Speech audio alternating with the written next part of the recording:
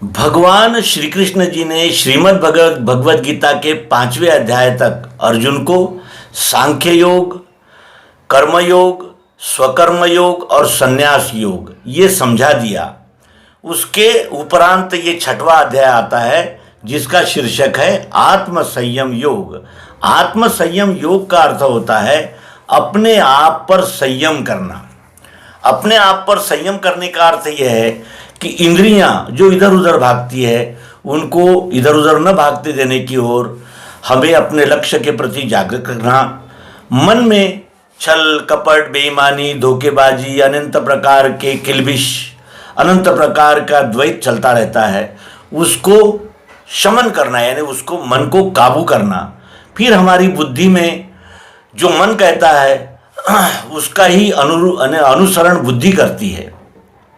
तो बुद्धि को ये समझाना कि ये नरजन्म बार बार नहीं मिलता, ये महत्वपूर्ण जन्म मिला है, इसलिए तुम्हें इंद्रियां और मन के साथ न चलते हुए अपने यानी सभी सामर्थ्य से विश्वरूप परमात्मा को यानी इस ईश्वर को जानने में लगाना चाहिए। और जो अहंकार है जिसको जीवात्मा कहते हैं, जो कहता है मैं दिन भर रात भर संपूर्ण जीवन भर वो कहता है मैं, इस मैं रूप जीवात्मा को भी बोध देना होता है कि भाई तुम हो, बूंद तो है लेकिन जब तक जल को नहीं जानेगी बूंद की तृप्ति नहीं हो सकती।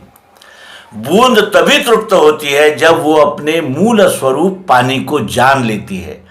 बूंद यदि नहीं रहेगी तब भी जल रहेगा, लेकिन जल नहीं रहेगा तो बूंद भी नहीं रहेगी।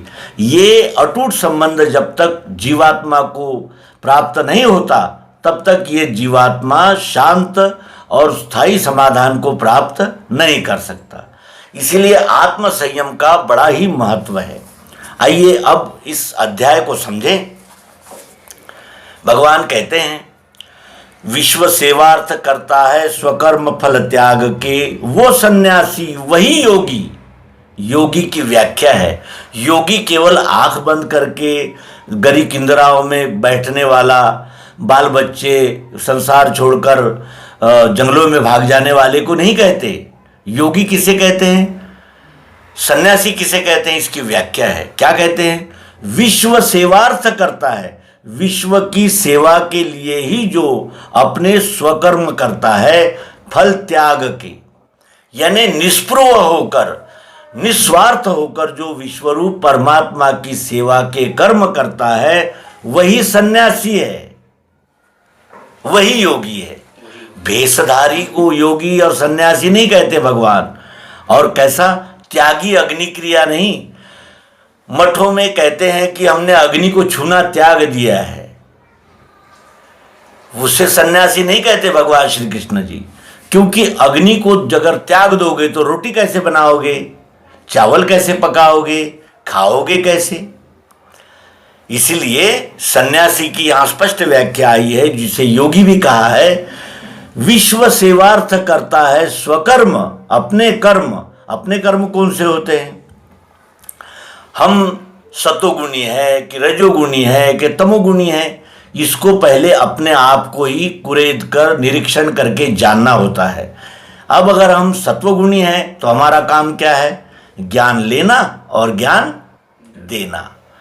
यदि हम रजोगुणी हैं, शुद्ध रजोगुणी है, तो हमारा काम क्या है, हम न्याय रक्षा, ये हमारा स्वकर्म है। यदि फिर हम मलिन तमोगुणी हैं तो हमारा काम क्या है, व्यापार करना, गोपालन करना, सभी जीवों की यानी ज़रूरतों को पूर्ति करना, वैश्य का कार्य है।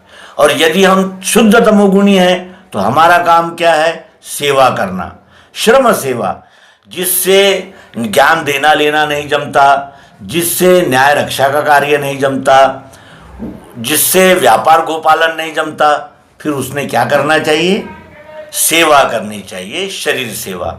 इस प्रकार विश्व सेवार्थ करता है स्वकर्म फल त्याग के। उसमें वो ये करूँगा तो वो मिलेगा, इतना ही मिलना चाहिए, ऐसा ही मिलना चाहिए, इस प्रकार का हठ न करते हुए विश्वरूप परमात्मा की सेवा में अपने सभी स्वकर्म को समर्पित कर देता है, वही सन्यासी, वही योगी। ये है सन्यासी और योगी की व्याख्या, उनका यानी ये स्पष्टीकरण है। फिर वो कहते हैं, है सन्यास जिसे संज्ञा उसी का नाम योग है। इस प्रकार के सन्यास जो है, सन्यासी है, उसी को योग कहते हैं। यही योग है, इसके अलावा और दूसरा कोई योग नहीं है, ऐसा अवतार श्री कृष्ण जी कह रहे हैं। फिर कहते हैं कि बिना संकल्प के त्यागे पार्थ योगी नहीं बने। संकल्प को, सभी संकल्पों को जो त्याग देता है तभी वो योगी बनता है। अब संकल्प किसे कहते हैं? मैं ऐसा करूंगा, ऐसा ही होना चाहिए, ये मैं कहता हूं, ये मेरे मन की इच्छा है। अपने मन बुद्धि चित्त के अनुसार जो संसार को चलाने की कामना करता है उसे संकल्प कहते हैं। और इस प्रकार के व्यष्टि वैयक्तिक सभी संकल्पों को जो त्याग देता है उसे सन्यासी कहते हैं, उसे योगी कहते हैं। फिर जब जिसकी योग करने की इच्छा हुई उसके लिए भगवान श्री कृष्ण जी कहते हैं कि योगेच्छा वाले मुनि को है उपाय स्वकर्म ही। जिसको योग की इच्छा है उसके लिए स्वकर्म करना ही उपाय है।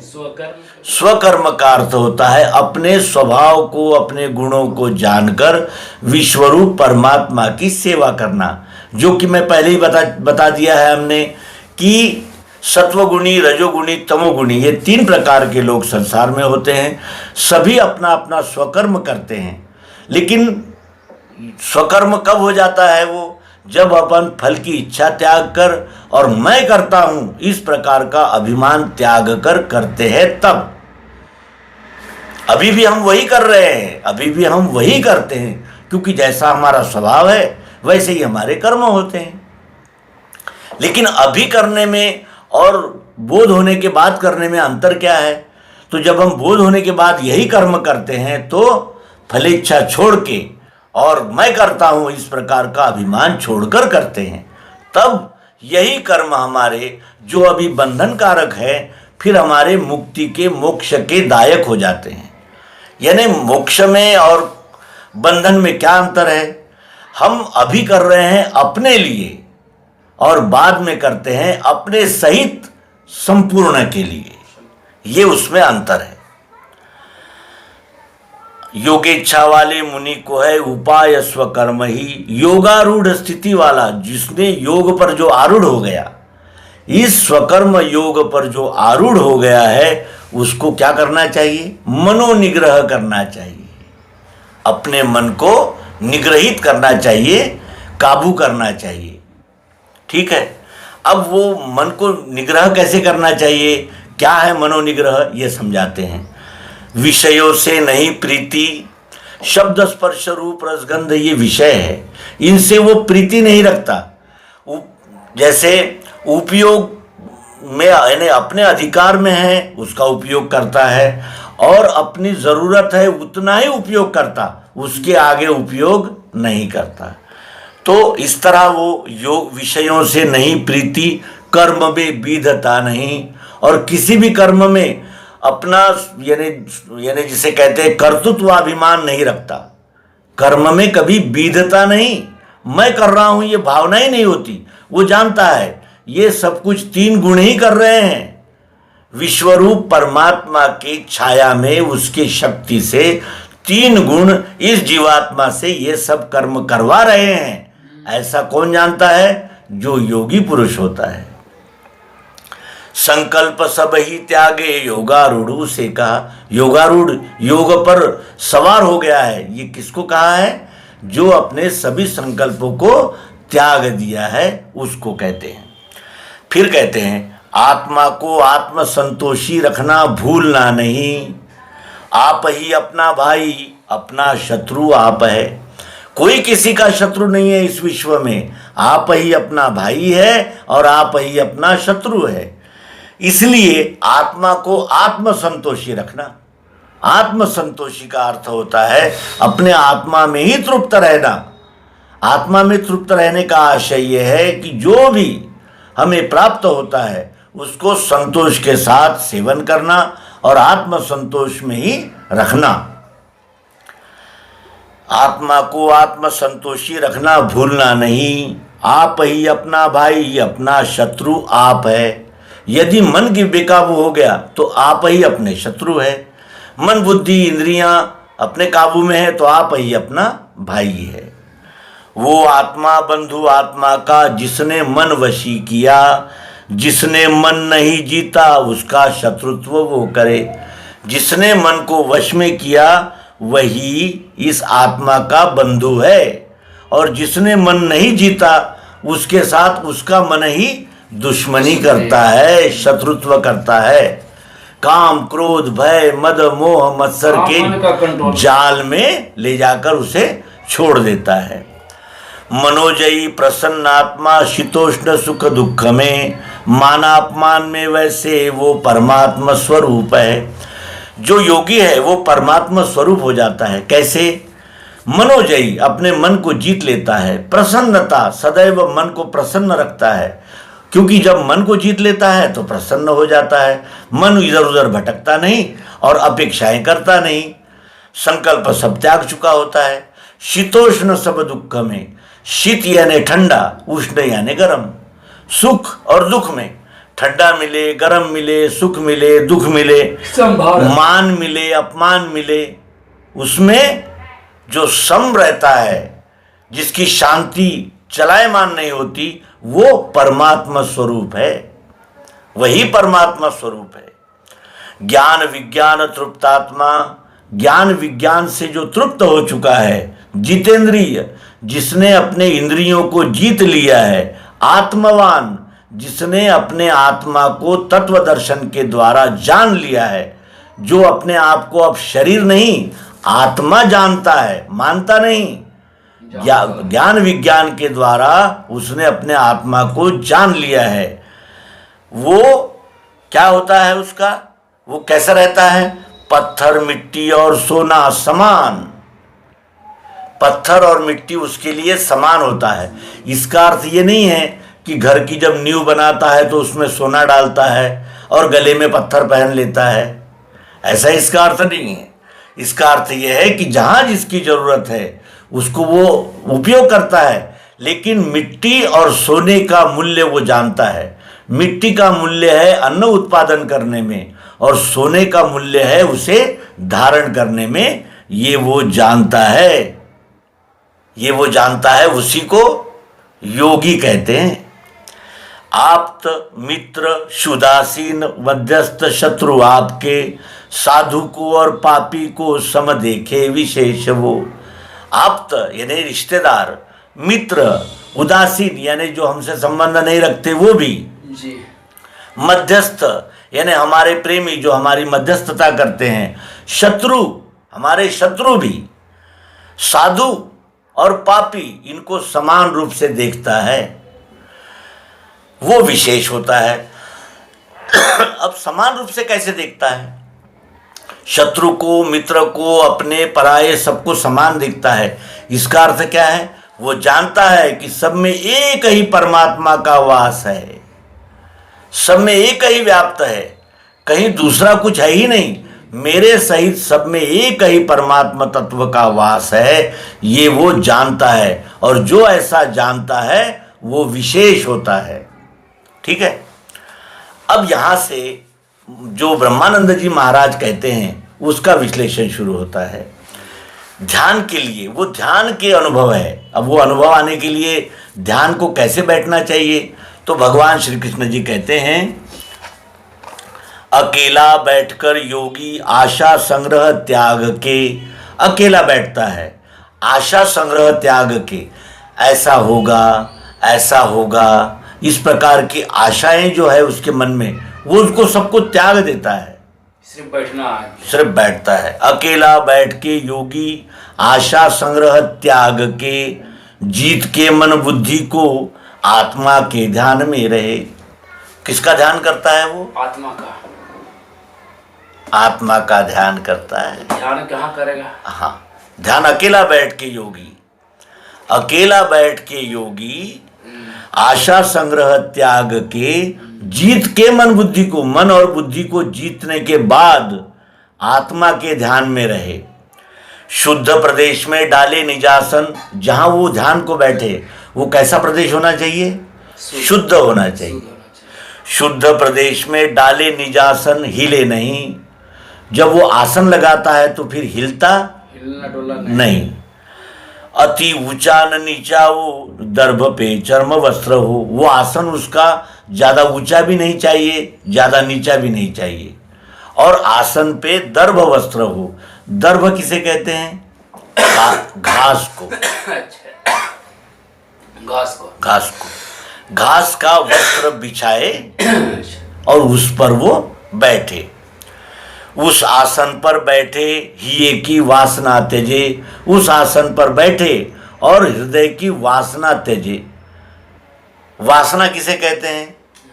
जो तीव्र इच्छाएं होती है। कामना को वासना कहते हैं। कामना तो आती जाती है, जो कामना एकदम दृढ़ होती है, मजबूत होती है, उसे वासना कहते हैं। और वो वासनाओं को त्यज देता है। यानी वासन, जब वो ध्यान के लिए बैठता है तो वासनाओं को त्याग देता है। स्थिर मन से करे योग, और मन से जब योग करते हैं तो वो कैसा करना चाहिए? स्थिर मन से। उसका मन चलायमान नहीं होना, दृढ़ता के साथ। हाँ, दृढ़ता के साथ। स्थिर मन से करे योग। किस लिए करे? हेतु से चित्त शुद्धि के। चित्त शुद्धि के लिए है ये ध्यान। चित्त शुद्धि के लिए इस प्रकार का योग करना चाहिए। स्पष्ट कहते भगवान कि उस आसन पर बैठे, हिये की वासना त्यजे, स्थिर मन से करे योग, हेतु से आत्मशुद्धि के। आत्मशुद्धि के हेतु से वो इस प्रकार स्थिर मन से योग करता है। फिर कैसे बैठे वो भी कहा है। काया गर्दन माथे को सीधा अचल स्थिर करे। काया, काया किसे कहते हैं? गर्दन के नीचे के हिस्से को काया कहते हैं। गर्दन के ऊपर के हिस्से को क्या कहते हैं? माथा कहते हैं। काया गर्दन माथे को, हाँ, काया गर्दन माथे को सीधा अचल, इधर उधर नहीं देखता, वो अचल स्थिर करे, स्थिर करता है। दृष्टि नासाग्र में राखे। दृष्टि नासाग्र में रखता है। ये नास कहते हैं नाक को। नासाग्र यानी नाक का जो अग्रभाग है, दृष्टि वहां वहां। तो दृष्टि के नासाग्र में, यहां वो दृष्टि को स्थिर करता है। कहाँ? यहाँ। नासाग दृष्टि नासाग्र में राखे, दिशाएं देखना त्यजे। इधर उधर दिशाओं को नहीं देखता, वो कहाँ देखता है? नासाग्र में रखे। नासाग्र है यहाँ।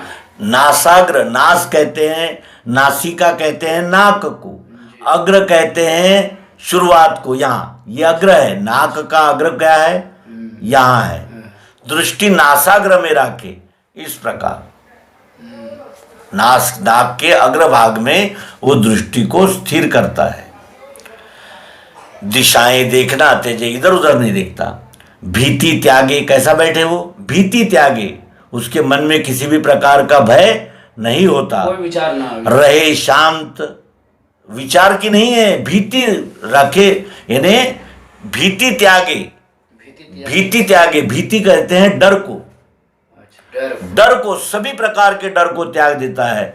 मृत्यु का डर, बीमारी का डर, पशु पक्षी का डर, सभी डरों को, हाँ, भीति त्यागे। रहे शांत, कैसे रहता है वो? शांत।